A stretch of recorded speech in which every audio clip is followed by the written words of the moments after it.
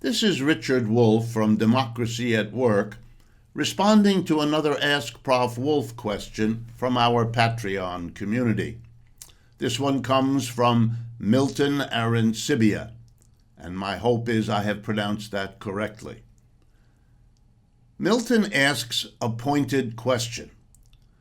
Public opinion polls and other researches into attitudes among Americans indicates that they have much more confidence in the business community, in enterprises, in businessmen and women leaders than they do in non-governmental organizations or in the government itself.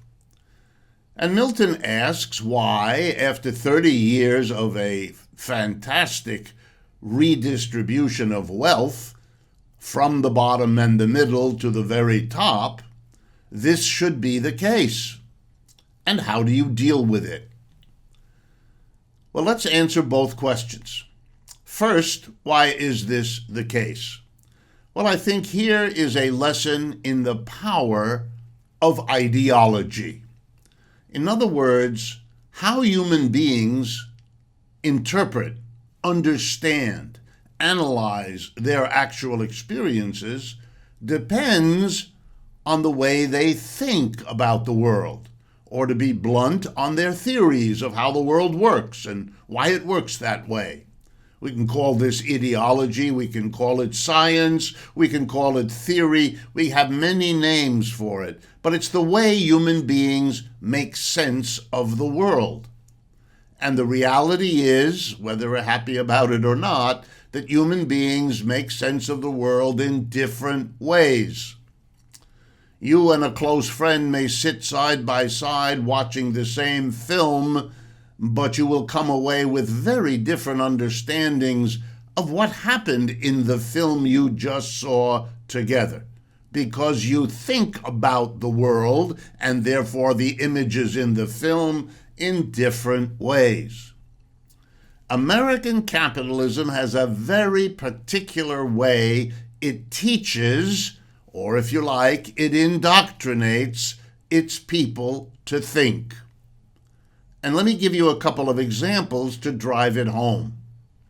Whenever there's unemployment in the United States, on a mass scale, the reality is that employees are being fired by employers. The agent, the person, the institution that loses you your job is the employer, the business, the enterprise, the corporation. But the anger of the unemployed and the anger and upset of the community affected by the unemployed is directed theoretically not against the employer who fired you, but against the government. The media do that. The academic world does that. The politicians themselves blame each other for the economic behavior, costly to the mass of people, performed by corporations and businessmen and women. It's extraordinary. Libertarians are a kind of extreme example. They formalize this simple idea into the notion that everything bad economically that we suffer is a fault of the government. None of it is the fault either of the capitalist system or of the capitalists who sit at the top and run this system. This is an extraordinary ideological training. Let me give you another example. In recent downturns in the American economy, millions of people have lost their homes. That's right, they could not pay their rent, or they could not maintain their mortgage payments for the homes they either rented or owned. And who threw them out of their home? Who traumatized the family? And not just the homeowner, but his or her children, utterly innocent victims of this whole ugly mess? The people who throw you out of your rental property are the businesses that own that property.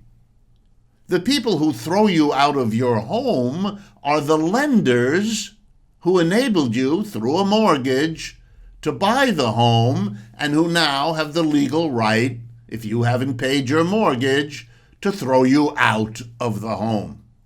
So you might get angry at the apartment owner who denies you the apartment because you haven't paid the rent, or the bank or other lender who throws you out of your mortgaged home. But no, again, the blame is carefully orchestrated at the government. The government somehow is responsible for making all of this bad stuff happen, and for preventing it from getting worse, and for not fixing it overnight. That's right. There's a carefully cultivated ideology that allows the business community to do what it wants in the pursuit of its profits, while blaming the collateral damage of the profit pursuit on the government. Very nice arrangement for the business community. Great service rendered to the business community by the politicians, the academics, the theoreticians, and the media who keep this ideological game going. And the solution, well, it's kind of obvious. We have to remind people that what the politicians do is what they are told to do by the people who put them in power. If you want to blame the government, and it surely bears part of the blame, then you should understand that that's reasonable, because the government in the end is much more responsive to the folks with the money, the business community, than it ever has been to the mass majority who are employees. We have to explain to people where the problem lies in the economic system, whose inequality of income and wealth and political power keep this system going. And one of the ways they do that is to make people believe that the problem isn't the system and it isn't the capitalist employers, but it's rather the government. Extraordinarily successful in the United States, but also the Achilles heel of a system so dependent on an ideology that is so phony. This is Richard Wolff for Democracy at Work.